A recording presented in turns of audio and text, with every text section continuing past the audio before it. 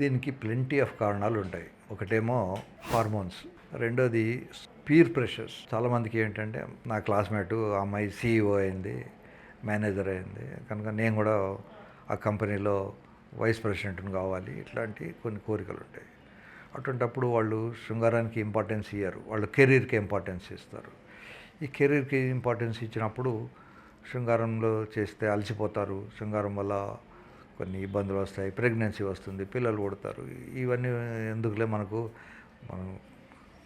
పొజిషన్లో ఇంక్రిమెంట్ రావాలి, పెద్ద పొజిషన్కి వెళ్ళాలి అన్న తాపత్రయం కొద్దిమందికి ఉంటుంది. దానివల్ల కూడా ఈ వస్తుంది.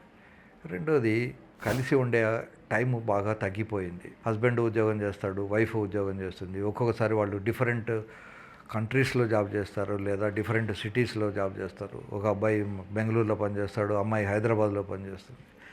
సో వీళ్ళకు ఎప్పుడో కానీ సెకండ్ సాటర్డే వస్తే నెలకు ఒక రోజు మాత్రం కలవడానికి వీలుంటుంది. ఆ సెకండ్ సాటర్డేకు ఈ అబ్బాయి ఓసారి వెళ్ళడం, ఇంకో సెకండ్ సాటర్డేలో అమ్మాయి ఇక్కడికి రావడం, ఈ ట్రావెల్. తర్వాత అమ్మాయిలకి ఏమిటంటే సైకిల్ ఉంటుంది, మెన్స్ట్రువల్ సైకిల్లో పర్టికులర్ డేస్లో వాళ్ళకి ఇంట్రెస్ట్ ఎక్కువ ఉంటుంది, పర్టికులర్ డేస్లో ఉండదు. కనుక యూజువల్గా అరౌండ్ 10th డే నుంచి 17th డే వరకు వాళ్ళకు కోరికలు ఎక్కువ ఉంటాయి. ఆ టైంలో వీడికి ఉద్యోగము, వీడికి సెలవు లేకపోవడము జరిగితే వాళ్ళకు కోరికలు ఉండవు. పీర్ ప్రెషర్స్, ఇందాక చెప్పినట్టు కెరీర్ డెవలప్మెంట్ మీద ఆలోచన. మూడవది స్మోకింగ్. ఈ మధ్యకాలంలో అమ్మాయిలు కూడా బాగా స్మోక్ చేస్తున్నారు. సో స్మోక్, డ్రింక్ వల్ల కూడా కొన్ని ఇబ్బందులు వస్తుంటాయి. సో ఇది అబ్బాయిలకు వస్తుంది, అమ్మాయిలకు వస్తుంది. అల్టిమేట్గా కలిసి ఉండే టైము చాలా తగ్గిపోయింది.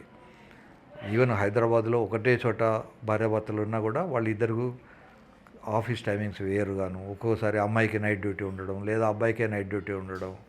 సో ఇతను రాత్రంతా నిద్రలేక తెల్లారు రాగానే అలసిపోయి పడుకోవడం, లేదా అమ్మాయి అలసిపోయి పడుకోవడం, ఇట్లాంటివి చాలా జరగడం వల్ల వాళ్ళకు అసంతృప్తులు మొదలవుతాయి.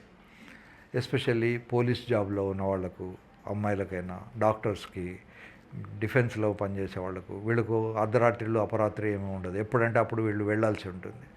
సో ఇలా పనిచేయడం వల్ల కూడా వీళ్ళకు ఇంట్లో హస్బెండ్కి ఇవ్వాల్సినంత ఎనర్జీ, టైము ఉండదు.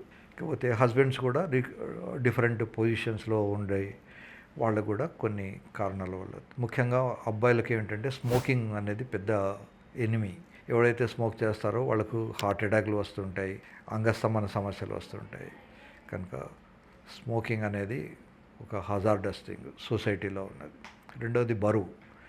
ఎవరైతే బరువు పెరుగుతారో వాళ్ళు శృంగారంలో పాల్గొనే శక్తిని కోల్పోతుంటారు. దానికి తోడు ఫీమేల్ హార్మోన్స్ E2 అనేది పెరుగుతూ ఉంటుంది. సో బరువు రాకుండా ఉండడం. మూడోది, స్టామినా లేకపోవడం, కొద్దిపాటి శ్రమకే అలసిపోవడం. శృంగారం అనేది ఒక రకమైన రన్నింగ్ లాంటిది. ఓ వ్యక్తి కనీసం 15-20 నిమిషాలు రన్ చేయగలిగితేనే ఓ 2-3 నిమిషాలు సెక్స్ చేయగలడు. కనుక శృంగారంలో ఎక్కువ టైం ఉండాలనుకున్నప్పుడు వాడికి స్టామినా ఉండాలి. స్టామినా ఉండదు, ఆయాసపడుతుంటారు, బరువు ఎక్కువైపోతుంటుంది. ఈరోజు కూడా ఒక పేషెంట్ వచ్చాడు, 120 కిలోలు. వచ్చిన తర్వాత కనీసం ఈ కుర్చీలో కూర్చునే పొజిషన్ లేదు. ఆయన బెంచ్ మీద కూర్చుని 2 నిమిషాలు అయిన తర్వాత ఏం పేరు బాబు అంటే అప్పుడు పేరు చెప్పగలిగాడు. జస్ట్ రోడ్డు మీద నుంచి నా రూమ్కి వచ్చేసరికి అతనికి ఆయాసం పెరిగిపోతుంది.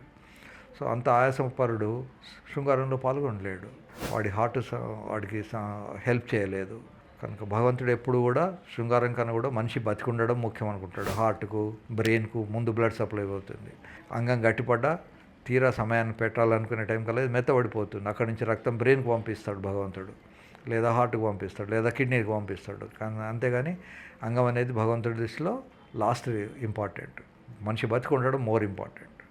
సో ఇలా రకరకాల కారణాల వల్ల ఇందులో కొన్ని మానవులు చేసుకున్నటువంటి స్వయంకృత అపరాధాలు, కొన్ని సొసైటీల్లో వచ్చే చేంజెస్, రకరకాల కారణాల వల్ల ఉంది. కనుక ప్రతి వ్యక్తి కూడా కనీసం 15-20 నిమిషాలు any aerobic exercise, running, jumping, skipping, swimming ఏదో ఒకటి చేయాలి. ముఖ్యంగా బరువు ఎక్కువ ఉన్న వాళ్ళు రన్నింగ్ చేయలేరు, కనుక వాళ్ళు స్విమ్మింగ్ ప్రయత్నం చేయాలి. తర్వాత కొవ్వులు తగ్గించుకోవాలి.